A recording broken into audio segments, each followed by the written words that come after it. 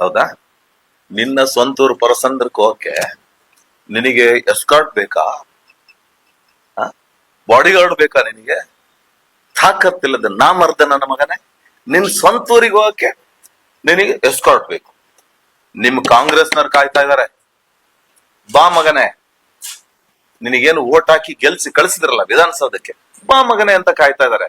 ಹೋಗು ಮಗನೇ, ನಿನಗೆ ತಾಕತ್ತಿದ್ರೆ ಎಸ್ಕಾರ್ಟ್ ಬಿಟ್ಟು ಒಬ್ಬನೇ ಹೋಗಿ ನೋಡೋಣ. ಗಂಡ್ಸಾದ್ರೆ ನಾನು ಬರ್ತೀನಿ ಅವತ್ ನಿನ್ ತಾಕತ್ತೇನಂತ ನೋಡೋದಕ್ಕೆ. ನಾನು ಒಬ್ನೇ ಬರ್ತೀನಿ, ನನಗೆ ಯಾರು ಕಾರ್ಯಕರ್ತರು ಬೇಕಾಗಿಲ್ಲ.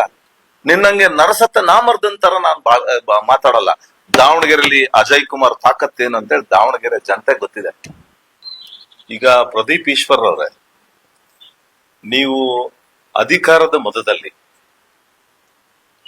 ವಿರೋಧ ಪಕ್ಷದವ್ರನ್ನ ಮುಠಾಳ, ಅಯೋಗ್ಯ, ನಾಲಾಯಕ್ಕು, ಅನ್ಪಡ್ ಈ ರೀತಿ ನೀವು ಅಬ್ಬರದ ಭಾಷಣ ಮಾಡಿದ ತಕ್ಷಣನೇ ನೀವೇನ್ ದೊಡ್ಡ ಲೀಡರ್ ಆಗಲ್ಲ.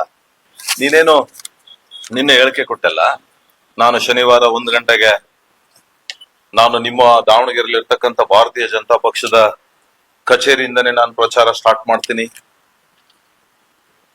ಅಲ್ಲಿಗೆ ವಿಜಯಣ್ಣ ಬರ್ಲಿ, ಅಶೋಕ್ ಅಣ್ಣ ಬರ್ಲಿ, ಅನಂತ್ ಕುಮಾರ್ ಹೆಗಡೆ ಅಣ್ಣ ಬರ್ಲಿ, ಮೈಸೂರು ಪ್ರತಾಪ್ ಸಿಂಹಣ್ಣ, ಅದನ್ಲಿಲ್ಲ, ಏನು ಮೈಸೂರು ತಿಮ್ಮ ಬರ್ಲಿ.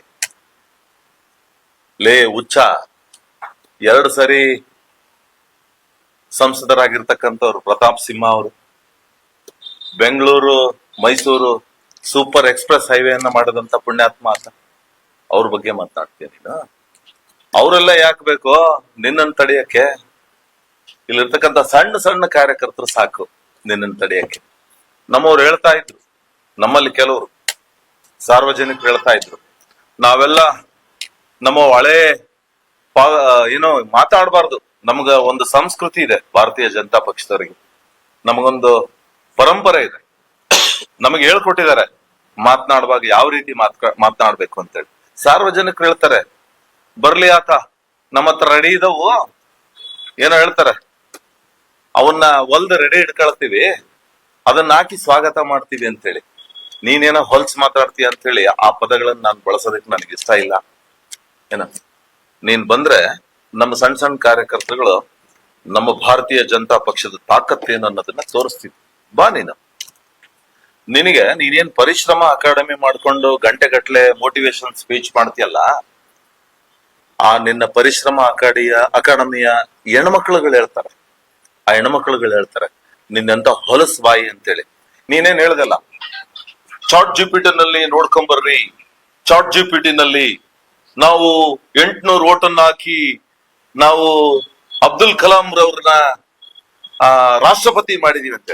ಅಯ್ಯೋ ಪುಣ್ಯಾತ್ಮ, 1000 ಜನಕ್ಕೆ ಪಾಠ ಮಾಡ್ತೀಯಲ್ಲೋ ನೀನ್ ಪುಣ್ಯಾತ್ಮ. ಚಾಟ್ ಜಿಪಿಟಿ ನೀನ್ ಮೊದಲು ಓಪನ್ ಮಾಡೋದ್ ಕಲಿ.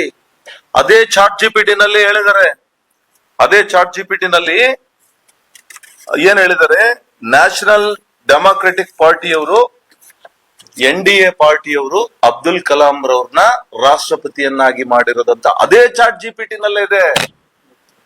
ಇಷ್ಟರಲ್ಲೇ ಗೊತ್ತಾಗತ್ತೆ ನೀನು ಎಷ್ಟು ಬುದ್ಧಿವಂತ ಅಂತೇಳಿ. ನೀನು ಅಲ್ಲಿಂದ ಇಲ್ಲಿ ಕೆಲ್ಸಕ್ಕೆ ಬರ್ತಾ ಇದೆಯಲ್ಲ, ಇಲ್ಲಿ ಕಾಂಗ್ರೆಸ್ ಅಭ್ಯರ್ಥಿನ, ನೀನು ಚುನಾವಣೆ ನಿಂತಂತ ಸಂದರ್ಭದಲ್ಲಿ ಹಿಂದಿನ ದಿವ್ಸ ಯಾಕಪ್ಪ ಸ್ವಿಚ್ ಆಫ್ ಮಾಡ್ಕೊಂಡಿದ್ದೆ? ಒಳ್ಳೆ ಗಂಡಸ್ರ ತರ ಭಾಷಣ ಮಾಡ್ತೀಯಲ್ಲ, ಯಾಕೆ ಹೇಳಿ ತರ ಸ್ವಿಚ್ ಆಫ್ ಮಾಡ್ಕೊಂಡಿದ್ದೆ? ನಾನು ಒಂದ್ಸರಿ MLA ಚುನಾವಣೆ ನಿಂತಿದ್ದೆ. ನಾನು ಅಕಸ್ಮಾತ್ ಬಿಸಿ ಇದ್ರೆ ನನ್ ಜೊತೆಗಿರೋರ್ ಕೈಲಿ ಕೊಡ್ತಿದ್ದೆ. ಮೊಬೈಲ್ ಚಾರ್ಜ್ ಇಲ್ಲ ಅಂದ್ರೆ ಚಾರ್ಜರ್ ಹಾಕಿ ರೆಡಿ ಇಟ್ಕೊಳ್ತಿದ್ದೆ, ನಾನು ಚಾರ್ಜ್ ಮಾಡಿ. ಇನ್ನೊಂದು ಮೊಬೈಲ್ ಸಿಮ್ ಹಾಕೊಂಡ್ ರೆಡಿ ಇಟ್ಕೊಳ್ತಿದ್ವಿ ನಾವು. 2 ಮೊಬೈಲ್ ಇಟ್ಕೊಳ್ತಿದ್ವಿ ನಾವು, ಕಾರ್ಯಕರ್ತರಿಗೆ ನೋವಾಗಬಾರ್ದು ಅಂತ. ಯಾಕೆ ಸ್ವಿಚ್ ಆಫ್ ಮಾಡಿದ್ಯಪ್ಪ ನೀನು? ನೀನ್ ರಣ ಹೇಳಿ ಅಲ್ವಾ ನೀನು? ಚುನಾವಣೆ ದಿವಸ ನೀನ್ ಸ್ವಿಚ್ ಆಫ್ ಮಾಡ್ತೀಯ ಅಂತಂದ್ರೆ ಹೌದು. ನೀನು ನಿನ್ನ ಕ್ಷೇತ್ರದಲ್ಲಿ ನಿನ್ನ ಕಾಂಗ್ರೆಸ್ ಕಾರ್ಯಕರ್ತರಿಗೆ ಯಾವ ರೀತಿ ನಡ್ಸ್ಕೊಳ್ತಿದ್ಯಾ ಅಂತ ಹೇಳಿ ನಿಮ್ಮ ಯೂತ್ ಕಾಂಗ್ರೆಸ್ನವರು ಅವರ ಕೆಲವೊಂದು ಕಾರ್ಯಕ್ರಮಗಳಲ್ಲಿ ಪ್ರೋಟೋಕಾಲ್ ಪ್ರಕಾರ ಅಲ್ಲಿಯ ಶಾಸಕನ ಫೋಟೋ ಹಾಕ್ಬೇಕು. ನಿನ್ ಫೋಟೋನೇ ಬಿಟ್ಟು ಹಾಕ್ತಾರಲ್ಲಪ್ಪ. ನನ್ನ ಹತ್ರ ಇದೆ ದಾಖಲೆ, ಮೊಬೈಲ್ ಅಲ್ಲಿ ಇದೆ ನನ್ನ ಹತ್ರ. ನಿನ್ ಫೋಟೋನೇ ಬಿಟ್ಟು ಹಾಕಿರೋದು ಸಾಕಷ್ಟು ಫೋಟೋಗಳಿದೆ ನನ್ನ ಹತ್ರ. ಯಾಕೆ ಹಾಕಲ್ಲ ನಿನ್ ಫೋಟೋನ? ನೀನ್ ಎಂತ ಮುಟ್ಟಾಳ ಅಂತ ನಿನ್ ಕಾಂಗ್ರೆಸ್ನವ್ರಿಗೆ ಗೊತ್ತಿಲ್ಲ. ಯಾವಾಗ ತೊಲಗ್ತಾನಪ್ಪ ಇವನು ಅಂತ ಮಾತಾಡ್ತಾರ ಪಾಪ ಕಾಂಗ್ರೆಸ್ನ ಯೂತ್ ಪ್ರೆಸಿಡೆಂಟ್ ಆಗಿರ್ಬೋದು ಅಥವಾ ಯೂತ್ ಟೀಮ್ ಆಗಿರ್ಬೋದು, ಅವರೆಲ್ಲರೂ ಕೂಡ ನಿನ್ ಬಗ್ಗೆ ಮಾತನಾಡ್ತಾರೆ. ಹೌದು, ನೀನು ನಿನ್ ಸ್ವಂತೂರು ಯಾವ್ದದು ಪರಸಂದ್ರ, ನಿನ್ನ ಸ್ವಂತೂರು ಹೌದಾ? ನಿನ್ನ ಸ್ವಂತೂರು ಪರಸಂದ್ರಕ್ಕೆ ಹೋಗಕ್ಕೆ ನಿನಗೆ ಎಸ್ಕಾರ್ಟ್ ಬೇಕಾ? ಬಾಡಿ ಗಾರ್ಡ್ ಬೇಕಾ ನಿನಗೆ? ತಾಕತ್ತಿಲ್ಲದ ನಾಮರ್ದ ನನ್ನ ಮಗನೇ, ನಿನ್ ಸ್ವಂತೂರಿಗೆ ಹೋಗಕ್ಕೆ ನಿನಗೆ ಎಸ್ಕಾರ್ಟ್ ಬೇಕು. ಆಮೇಲೆ ಮಂಚನಹಳ್ಳಿ ತಾಲೂಕಿನಲ್ಲಿ ಆ ಪಿಂಚನಹಳ್ಳಿಯಲ್ಲಿ ನಿಮ್ ಕಾಂಗ್ರೆಸ್ನವ್ರು ಕಾಯ್ತಾ ಇದಾರೆ. ಬಾ ಮಗನೇ, ನಿನಗೇನು ಓಟ್ ಹಾಕಿ ಗೆಲ್ಸಿ ಕಳಿಸಿದ್ರಲ್ಲ ವಿಧಾನಸೌಧಕ್ಕೆ, ಬಾ ಮಗನೇ ಅಂತ ಕಾಯ್ತಾ ಇದಾರೆ.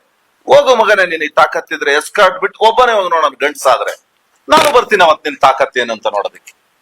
ನಾನು ಒಬ್ನೇ ಬರ್ತೀನಿ, ನನಗೆ ಯಾರು ಕಾರ್ಯಕರ್ತರು ಬೇಕಾಗಿಲ್ಲ. ನಿನ್ನಂಗೆ ನರಸತ್ತ ನಾಮರ್ದಂತರ ನಾನು ಮಾತಾಡಲ್ಲ.